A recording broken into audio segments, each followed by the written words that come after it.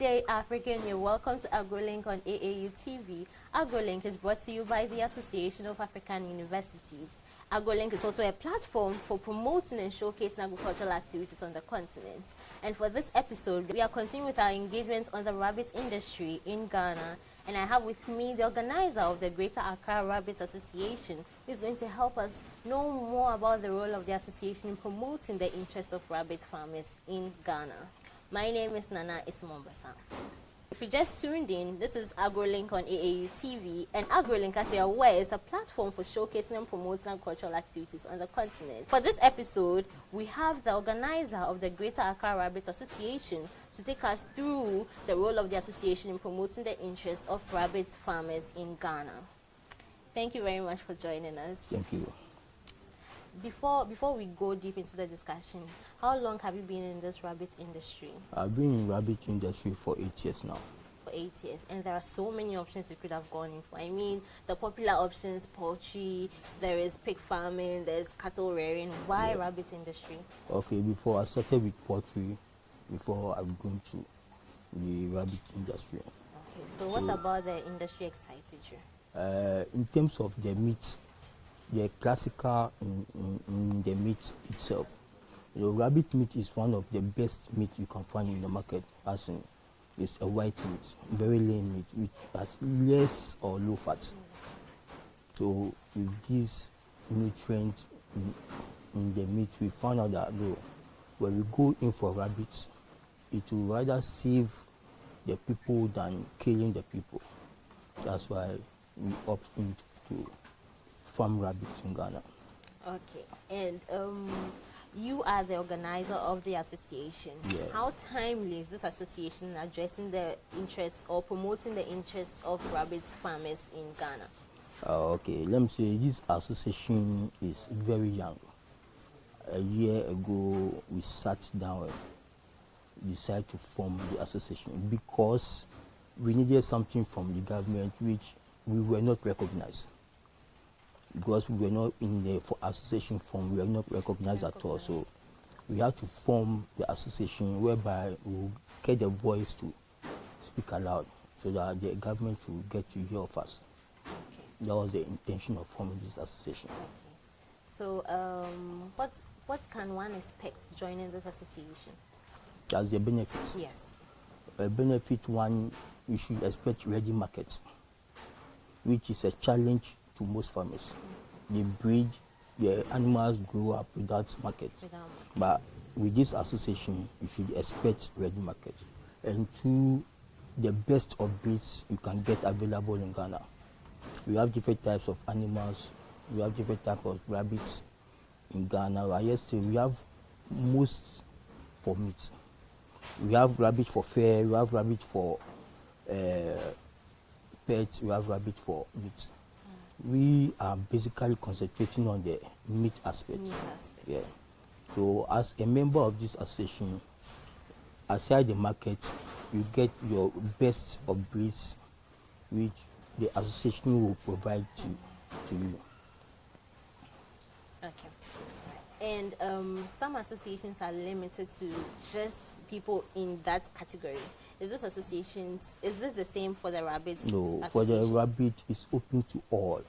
Open to all. Anyone who walks in to be a rabbit farmer, we just have to sanitize the person to know if he or she really is into rabbitry. Then we just register the person. And how many members does the association have? Just as I said, we are still young, but still growing very fast. Currently, we have about 55 members there. So very soon we will hit the thousands. Yes. But usually when association starts like that, beginning phase, they have the drive, they have the goal, this is what I want to do. But with time, you realize that they drift either from the mandate, or people are no more interested in this association. How do you plan on sustaining this association? One of our plans in sustaining this association is if there is a market, which we've almost finished on that. Because if you are farming and no one is buying your farm produce, it's more or less you're not doing anything. But if you farm and you know there is, at the end of the day, there is market for whatever you're doing. There is a zeal for you to do more, and that's one thing that session is going for.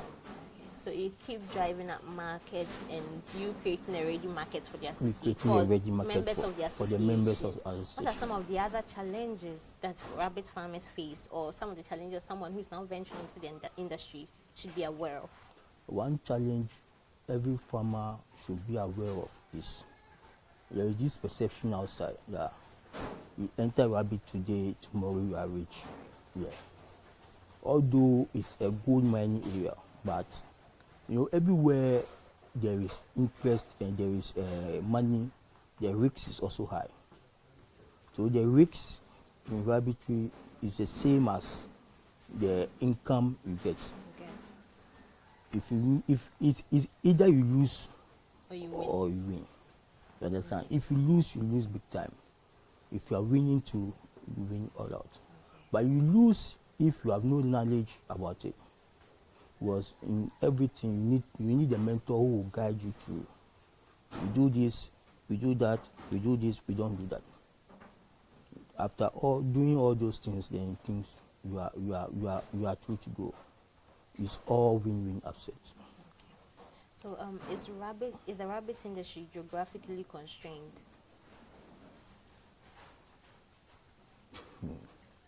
This question, I would say a yes and a no. No.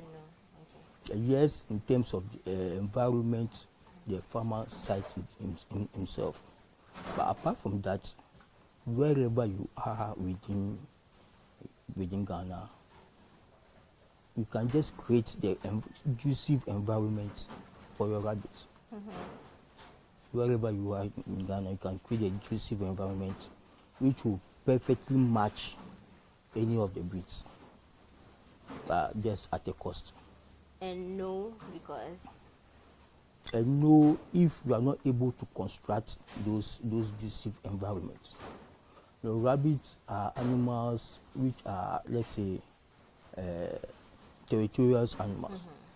They like to take domain of wherever they are.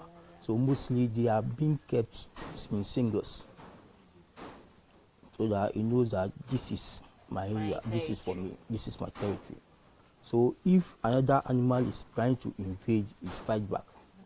That's it for rabbits. So constructing the hatches for rabbits costs a lot, because you have to, if you have thousands of rabbits, you give them individual hatches, that's singles, thousands, or you go in the colony form, where you put about 10 to 15 in one, and they are also comfortable with that because they grew up to know each other at the same time. No foreigner comes in, no one goes out. So talking about how territorial rabbits are and the need for territory where they have to either be in one cage individually, how cost intensive is this venture? The cost intensive basically is the production of their housing. Because of how territorial they are, you have to create it in such a way that everybody will have its own domain. Yeah. Apart from that, feeding is less expensive compared to other livestock. And I know rabbits are not fussy eaters. However, feeding them well might end up helping the farmer to be able to produce more rabbits at a faster rate. Yeah. Does the association partner with the feeding industry in order to reduce the feed for rabbits? The association currently is working on a formulated feed, which very soon will bring it to our members at a very reduced price, where members will purchase from the association at a discount and use it on their farms. And does the association have veterinary officers as members in order to help farmers learn more about the health aspects of rearing rabbits? The association have veterinary officers and well-known farmers as well. Well-known farmers? Farmers, as in experienced farmers. Experienced farmers, yeah. So apart from the veterinary officers we have, whereby any member calls in for help, we have other farmers who have been in the system for long, and which I'm one of them. just 8 years old. And apart from that, in terms of medications, advice, whatever, we do help each other.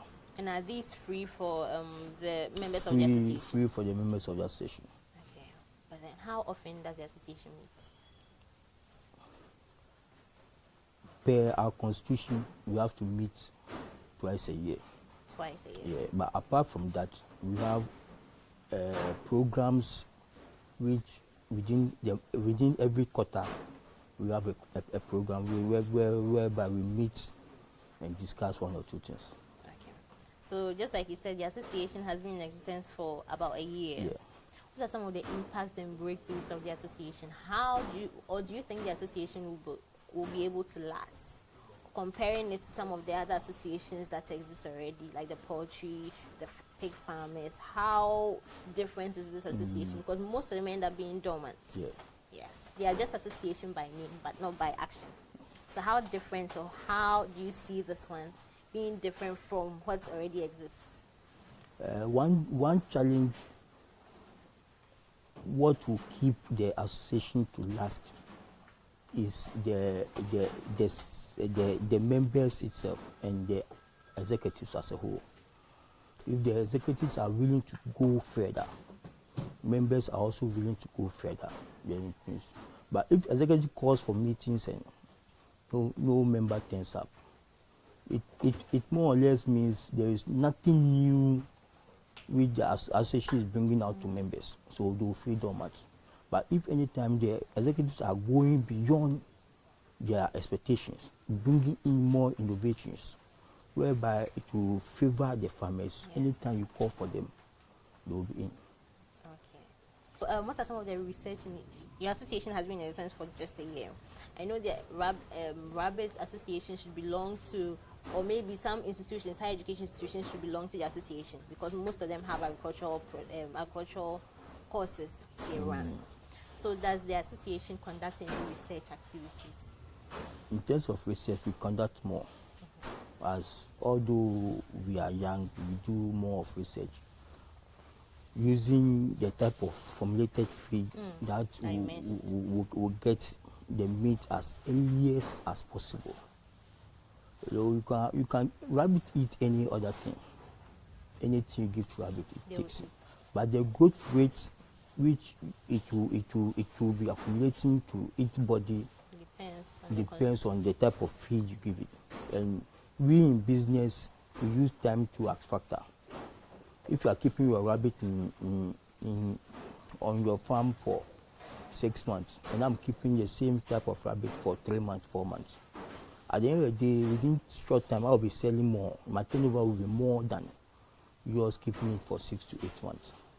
Okay, so does the association also partner with institutions, maybe like NGOs, institutions beyond the country or even within the country? Yeah, we are working to partner with a Benin, one Benin as one Benin group in Kenya. We are still working on that, and with that, we are also open to whoever wants to partner with us. Okay, do you have specific areas you need the partnerships from? No, open to all open to all, because the rabbit chain is very broad. The rabbit chain is very broad, and whoever comes in is welcome. Okay, all right. So, concluding this discussion, what advice do you have for someone who isn't part of this association yet and might need some of the things the association teaches its members?